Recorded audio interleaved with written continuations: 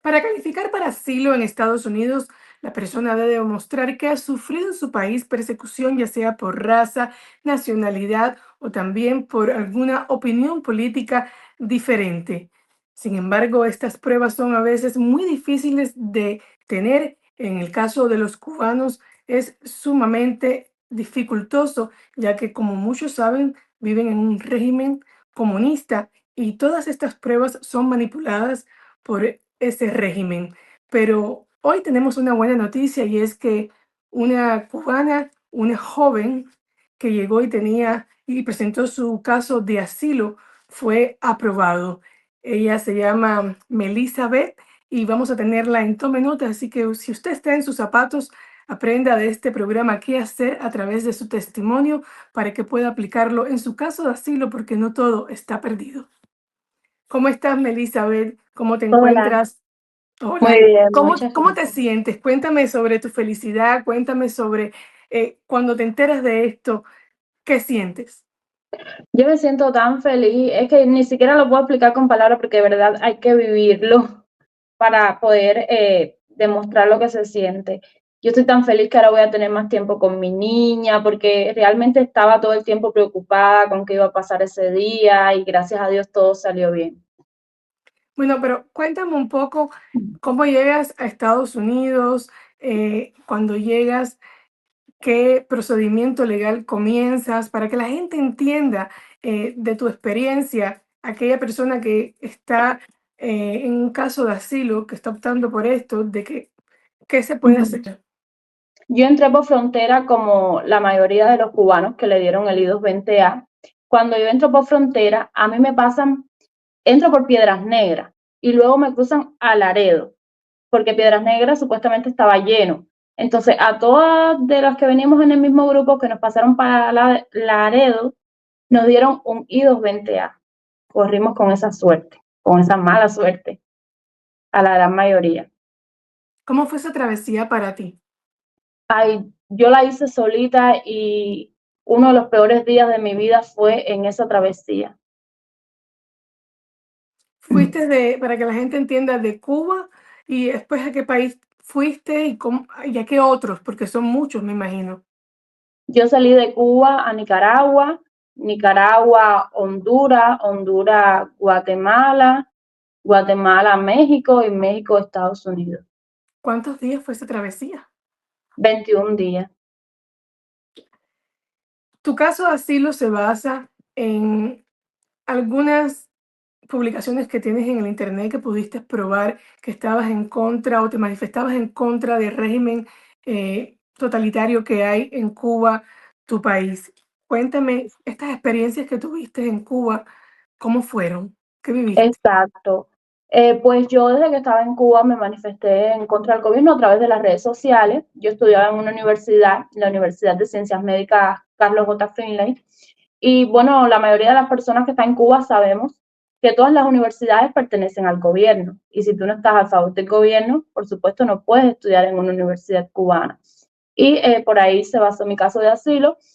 Cuando yo entro a los Estados Unidos, continúo haciendo lo mismo que hacía en Cuba desde mis redes sociales, ya sea en páginas de dirigentes del gobierno, todo lo que yo pensaba, como me expresaba en las redes sociales. Y creo que eso me ayudó muchísimo a ganar mi caso de asilo.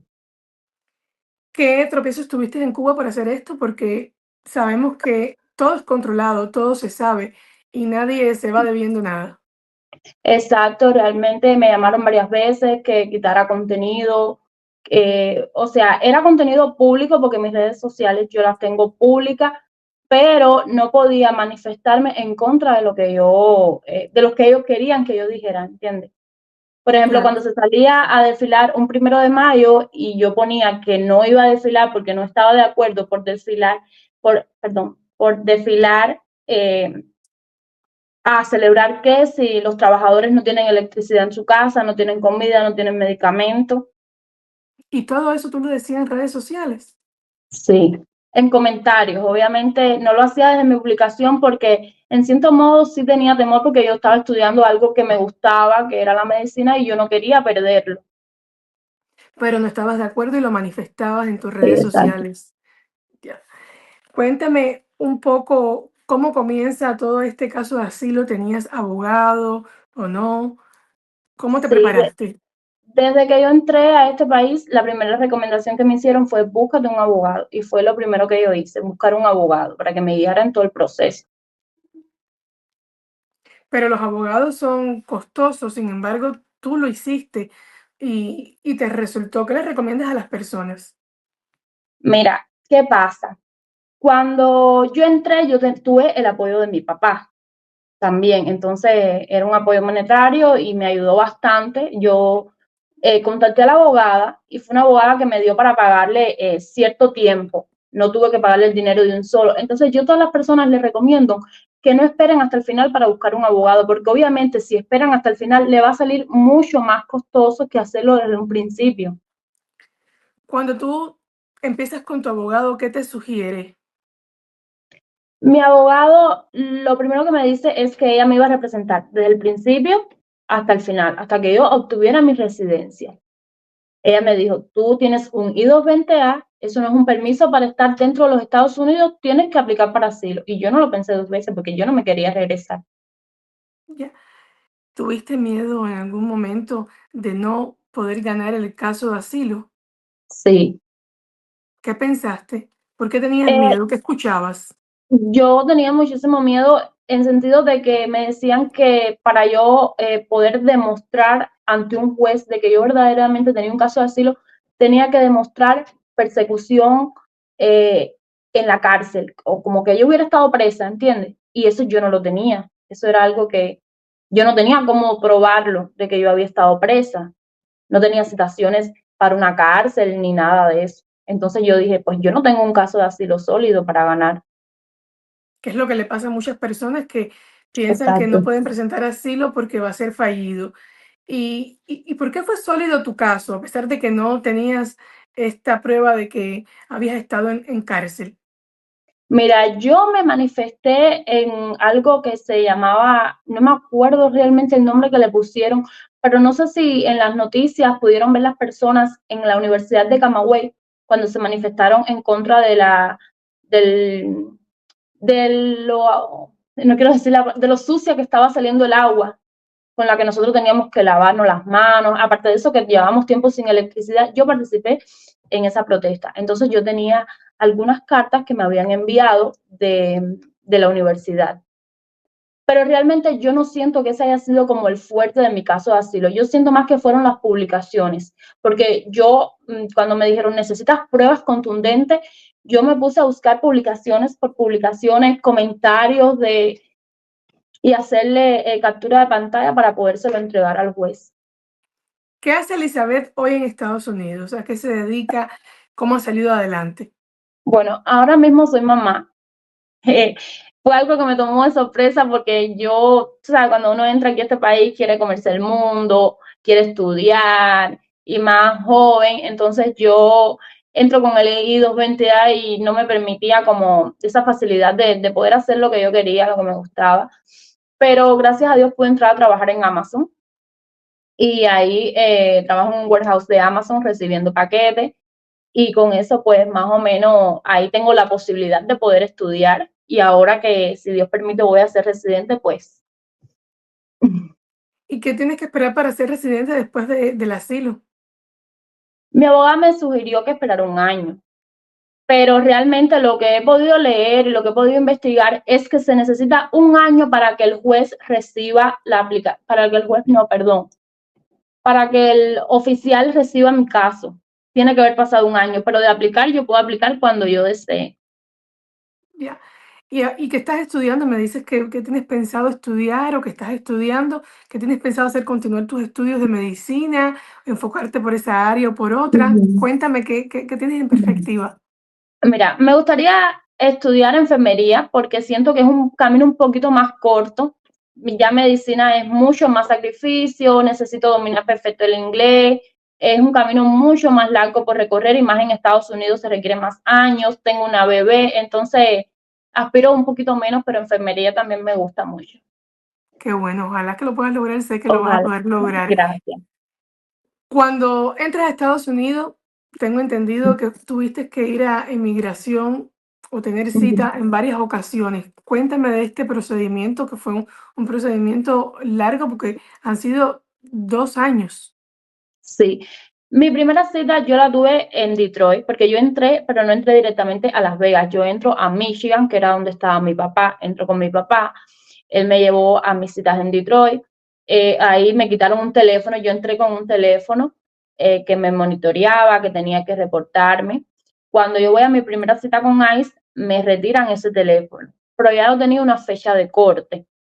Entonces, nada, continué con mi abogada, nos manteníamos en contacto, porque siempre que me llegaba una carta, porque después de esa cita me llegó una carta de otra citación con ICE, yo le preguntaba, pero ¿esto qué es? ¿Me van a deportar? ¿Para dónde me van a mandar? Y ella me decía, no, tranquila, ve. Entonces yo le comento a ella que me quería mover de ciudad para Las Vegas, que era donde había estado mi mamá, donde estaba mi mamá, donde estaban mis tías. Y ella me dice, está bien, podemos hacerlo, lo único que tenemos que hacer es el cambio de dirección, pero tú debes ir a tu cita con ICE. No puedes dejar de ir a esa cita.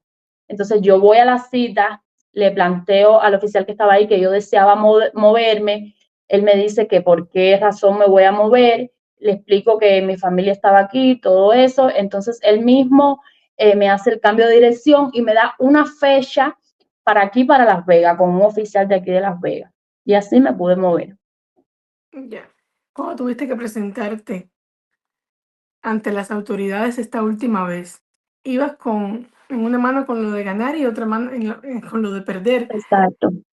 ¿Cómo te sentiste? ¿Cómo palpitaba tu corazón? Yo estaba súper, súper nerviosa porque yo hubo un tiempo que me la pasé consumiendo muchísimas noticias, y en las noticias lo único que se escuchaba es, no vayas a tu corte de inmigración sola, ahí te van a detener, no te van a dejar exponer tu caso, y yo estaba tan nerviosa, mi mamá por otra parte también escuchando las noticias todo el tiempo. Pero yo dije, yo tengo que ir a esa corte. Sí o sí, yo tengo que ir porque yo no voy a permitir que un juez me dé orden de deportación en ausencia, que es lo que pasa. Que por eso, cuando yo hice mi video, yo le decía, no escuchen las noticias, me refería a ese tipo de noticias, porque por ningún motivo deben dejar de presentarse a una corte en inmigración. Correcto. Y ese es un buen consejo que le das a las personas que nos Exacto, están escuchando, porque muchos de ellos han fallado a sus cortes de inmigración, ya sea porque se han mudado por falta de conocimiento, porque no les ha llegado la exacto, notificación, porque ya esa no es su dirección, y eso inmediatamente, automáticamente, eso es una orden de deportación. exacto. Correcto. Ahora, yo quiero saber por qué estás compartiendo este testimonio. ¿Qué es lo que tú quieres dejarle saber a las personas que nos están escuchando? Yo quiero dejarles saber a las personas que sí se puede, que vayan a su corte de inmigración. Lo peor que puede pasar, ya sé, es que falle, que les den una carta de deportación, que es lo que no queremos. Pero si tú vas con abogado, tú tienes la opción de apelar, no es el final, en lo que se decide qué pasa con los I-220A o no. Pero si tú no te presentas a esa corte, te van a dar una orden de deportación en ausencia y ya no hay nada que hacer. Es muy difícil reabrir un caso cuando eso pasa. Ahora tienes tu bebé Ay, sí. y, y me imagino que cuando pensaste en que quizás te pudieran deportar, tener a tu niña que es ciudadana estadounidense, irte para Cuba, ¿cómo hubiera sido ese escenario? Exacto, de verdad que yo no me lo imagino. Yo no quería pensar en eso porque yo decía, yo no sé si me pueda llevar a mi hija, si mi hija se puede quedar con mi mamá. Yo no quiero exponer a mi hija tampoco lo que se está viviendo ahora en Cuba. Yo pensaba y decía, Dios mío, por favor, que se haga tu voluntad, pero por favor que no me manden para Cuba no. Sabes que las personas que solicitan asilo, ya que tienen que probar que han sido perseguidas, no pueden volver a Cuba. Cuba es donde Exacto. tú naciste, donde te criaste, y aparte de todo lo que se vive con el gobierno, te Ujú. tienes que desarraigar. ¿Estás preparada para eso?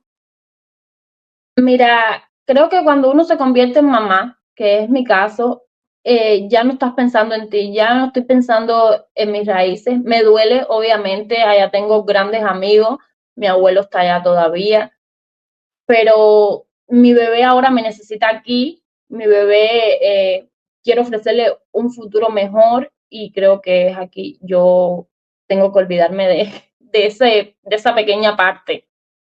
de mi corazón, que obviamente tengo muchos recuerdos bonitos allá, pero también tengo muchos recuerdos malos. Y entonces no quiero que mi hija se exponga a eso. Y cuando piensas en tu abuelo, Ay, Dios mío. Yo creo mucho en Dios, yo todo se lo pido a Dios y, y le doy muchas gracias a Dios de verdad por haber ganado ese caso de asilo. Y mi segunda petición es, Dios mío, permíteme volver a ver a mi abuelo. No tiene que ser en Cuba, pero permíteme darme la fuerza, que yo pueda trabajar, que yo pueda ganar dinero, que yo pueda llevarme a mi abuelo a otro país y poder verlo. seguramente tu abuelo te podrá ver. ¿Qué quieres Ay, ojalá. decirle? Ay, ojalá que lo A través de amo, que este lo medio, ¿qué quiero. quieres decirle? Abuelo, si me estás viendo, que te quiero, que no me he olvidado de ti, que te amo y que estoy segura que algún día nos vamos a volver a ver, ya sea aquí o en otro país. En Cuba no, pero sí nos vamos a volver a ver. ¿Qué te Exacto. preguntaron? Eso es algo que me han preguntado todo el mundo quiere saber qué me preguntaron, pero decirles que las preguntas que me hicieron a mí no son las mismas preguntas que les van a hacer a otra persona, porque todas las preguntas son muy particulares, son muy puntuales, fechas, por qué lo hiciste, qué te llevó a hacer este comentario, eh, qué pasaste, cosas muy personales de mi declaración de asilo. Entonces, mis preguntas no van a tener nada que ver con las preguntas que le van a hacer a otra persona. Pero entre lo que te preguntaron, ¿qué fue lo que te dijeron? Una de las preguntas que me hicieron es, ¿por qué lo hiciste? O sea, por qué hiciste ese comentario? ¿Qué me había motivado a mí a hacerlo? ¿Por qué crees que si regresarías te podían encarcelar? Eh, Preguntas, todas son así. ¿En qué fecha? Ya esa creo que la dije, ¿en qué fecha lo hiciste? Fueron muchas, pero todas las preguntas que me hicieron eran la misma, pero dándole una vuelta diferente, porque ellos necesitaban escuchar siempre la respuesta firme y contundente, que fuera la misma siempre. Lo mismo las que me hacía la abogada de gobierno que las que me hacía la juez. Muchísimas gracias por tu testimonio. Gracias por compartir en este espacio de Tome Nota todo lo que viviste, todo lo que estás viviendo y darle ánimos a las personas que están en tus zapatos, que tienen I-220 a y que deben solicitar este asilo y que piensan que quizás no sea posible o factible para ellos porque mm, piensan que tienen que tener todo tipo de prueba y, y quizás con lo que tengan, si lo sustentan bien y si Exacto, siguen su línea en la historia que dijeron desde el principio, que es muy importante, exacto. podrán Exacto. hacerlo. Muchísimas gracias, Melizabeth. Mucho éxito en todo lo que Gracias, vayas a hacer. gracias. Bueno, y usted lo escuchó de una persona que recién ganó su caso de asilo. Para todos aquellos que nos escuchan, no es imposible ganar un caso de asilo. Tiene que tener las pruebas que sean contundentes y seguir esa línea en la historia que presentó desde el principio, no titubear, tener su historia bien clara y recopilar toda aquella información que le pueda servir para presentar su caso de asilo. Acuérdese que tiene que probar que fue perseguido en su país de origen y eso puede haber sido debido a su credo, que es su religión, nacionalidad, raza o también su opinión política. No se desaliente, que siempre hay esperanza para todos. Ahí lo vio en esta entrevista con esta joven cubana que no perdió las esperanzas, pero que sí tomó decisiones claves. Una de ellas fue conseguir un abogado que pudo representarla para que su caso fuera exitoso. Así que si algo usted debe tomar de este espacio son todos estos consejos a través de los testimonios de los expertos y también las personas que los viven para que usted pueda hacer su caso de asilo un poco mejor y pueda ganarlo. Eso es todo lo que les tengo en esta emisión de Tome Nota. Mucho éxito.